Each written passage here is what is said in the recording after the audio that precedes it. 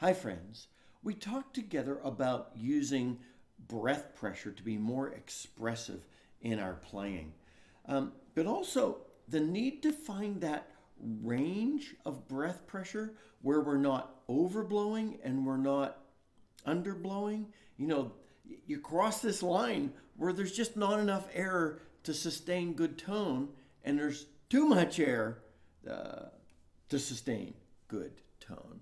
And in today's conversation, I want to provide a follow up practice that will help us. And it's an incredible recommendation that I'm excited about sharing with you today. I first just want to say thank you. Thank you to all of you for joining me on this journey of learning and growing in playing our low D whistles.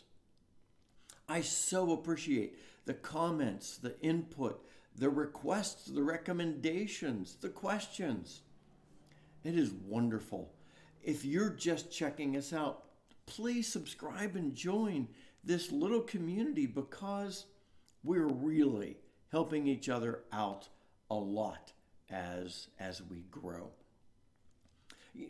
Actually, we talked in the previous video about consistent breath control and finding those upper and lower ranges for what's too little and what's too much breath pressure. And then a couple of friends from the community and I were having a great conversation to follow up on that. And it really prompted me that this is the right time to provide this practice recommendation because it's exactly what we were talking about in our follow-on conversation yesterday. I often speak of consistent breath control as a key to tone quality. It's also the key to consistently playing those higher notes and the lower notes. The higher notes in particular are very sensitive to inconsistent airflow, inconsistent breath flowing through your whistle. The higher notes will break if your airflow is not stable. Hitting the high notes is not just about, I'm going to keep playing those high notes until I hit them. Hitting the high notes is also about finding that range that we talked about of consistent airflow. It's enough to hit the note, but it's consistent so the note doesn't break while you're hitting it.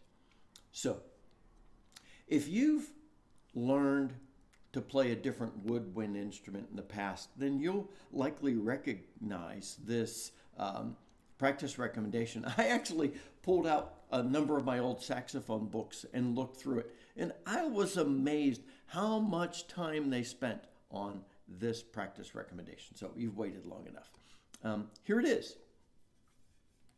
Play a note and hold it. Listen to it while you're playing it. Listen to make sure the tone quality is consistent, that the breath pressure's consistent.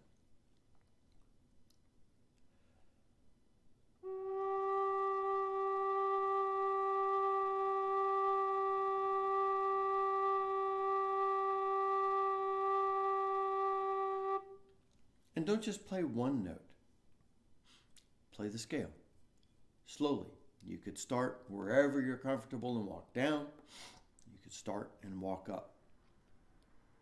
Be sure to hit the bottom notes and the top notes. Consistent breath pressure, consistent airflow. Use no tonguing between the notes. That will force you to use the same breath.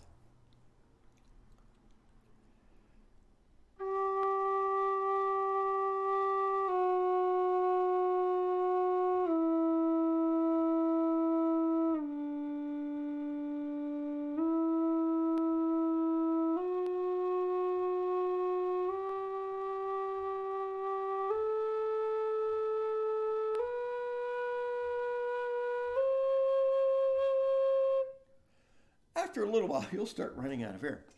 So that's another interesting facet of this. You're going to be forced to learn to snatch a breath. while you're doing this. It's okay, though, to just stop and pause. The goal of this exercise is not so much a focus on the breathing, but the breathing comes as a byproduct. You could just stop and grab a breath.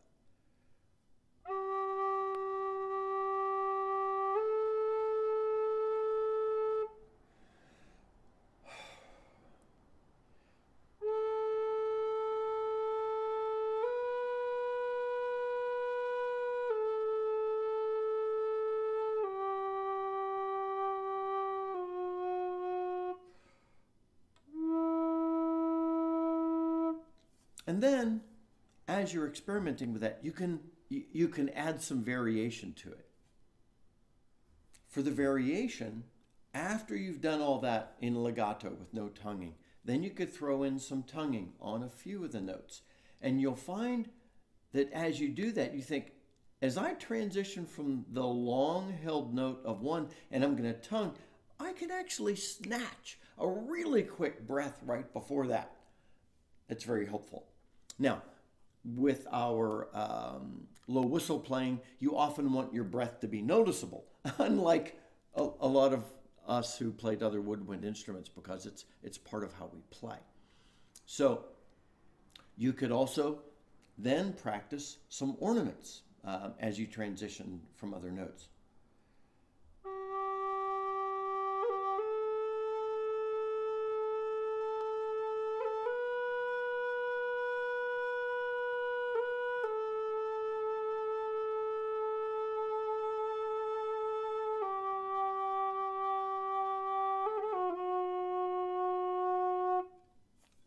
There's so much you could do with this.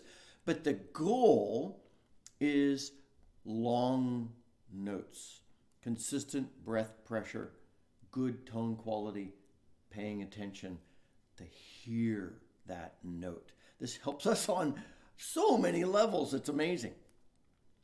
The other thing you could do, remember we experimented with breath pressure in the last video. Experiment with that while you're doing a long held note. Long held note, play it soft, and then increase the breath pressure. And don't break into the harmonics or the octave. And then remember, use this on the low notes, use it on the high notes. This, I can't tell you how helpful this is. It is much more helpful than we realized. When I first started having to do this practice, I thought it was horrible. And then I realized one of the reasons I think it's horrible is because I have a hard time with consistent airflow, with holding my breath that long, with good tone quality, with my note transitions. I'm like, oh, this one simple practice helps me with all of that. So please add this in to your repertoire of practice routine. You don't have to do it every day, but I guarantee you that the best players in the world still do this, still pay attention to their breathing, their breath control, still play those long notes and listen to themselves. So experiment with this, play this, adopt this. Until next time, my friends, this is Scott Shade.